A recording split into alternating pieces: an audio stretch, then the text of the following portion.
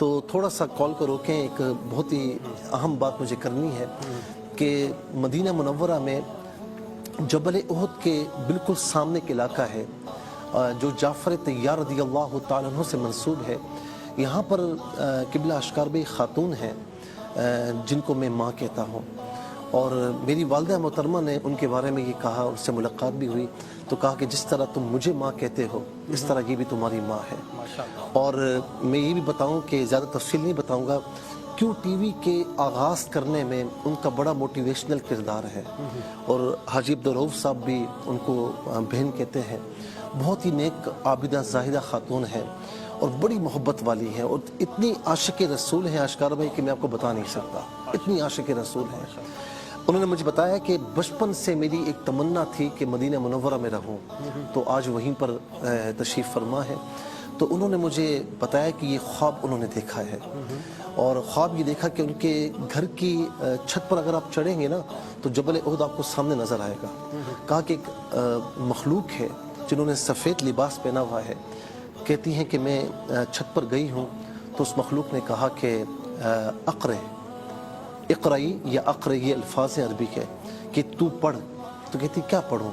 تو کہا کہ لا الہ الا انت سبحانک انی کنت من الظالمین.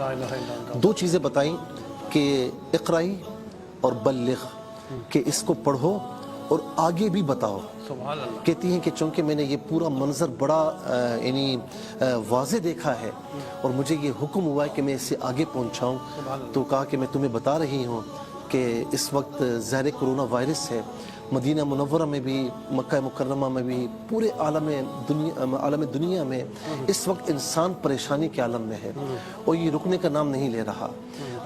ویکسینز آپ کو پتہ ہے کہ اب تک تیار نہیں ہوئی، ٹھیک ہے نا. آگے ہمیں سارے راستے بند نظر آ رہے ہیں، جہاں سارے راستے بند ہوں تو وہاں ایک ہی راستہ ہے، اللہ رسول کا راستہ، وہ کھلا ہوا ہے. تو یہ لا الہ الا انت سبحانک انی کنت من الظالمین، یہ آیت کریمہ ہے. یونس علیہ السلام نے اس سے پڑھا تھا تو مچھلی کے پیٹ سے باہر تشریف لائے تھے، کوئی راستہ نہیں تھا لیکن آ گئے. تو آج انشاءاللہ اگر ہم کہتی ہیں کہ میں نے پوچھا کتنی تعداد میں پڑھوں تو کہا یہ نہیں بتایا، کہا کہ اقرئی پڑھ اور بلغ اسے آگے پہنچا. تو اس وقت انہوں نے کہا کہ میں یہ خواب بیان کر رہی ہوں تو اسے پوری دنیا میں سنائیے.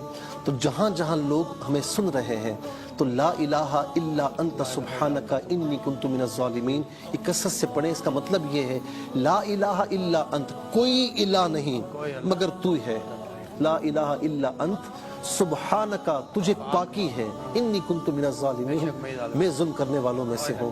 بس یہ پڑھیں کثرت سے اور دعا کریں کہ اللہ تعالیٰ ان حالات سے ہمیں نجات عطا فرمائے. اس طرح اہتمام کر لیں کسی نماز کے بعد ایک تسبیح پڑھ لیں. جی اس طرح کر لیں، تسلسل کے ساتھ اس کو پڑھتے رہیں. یہ بھی کر سکتے ہیں کہ کسی وقت گھر میں، یعنی آج کل تو آپ کو پتہ ہے کہ رات میں سب گھر میں موجود ہوتے ہیں تو تمام گھر والے مل کر بیٹھ کر پڑھ لیں. وضو کرنا ضروری ہے؟ نہیں، وضو کرنا ضروری نہیں ہے، کر لیں بہت اچھی بات ہے، کرنا ضروری نہیں. بیٹھ کر اسے 5 منٹ 10 منٹ اسے پڑھ لیں. رات میں سوتے سے آنکھ کھل جاتی ہے، جی بیڈ پہ لیٹے بالکل پڑھ سکتے ہیں، کوئی حرج نہیں ہے. ہر نماز کے بعد بھی پڑھ لیں یا گھر کے تمام افراد مل کر اجتماعیت کے ساتھ پڑھ لیں، جس طریقے سے ہی پڑھیں کثرت سے اس کو پڑھیں. ایک درخواست ہے، جی جب اماں کو آپ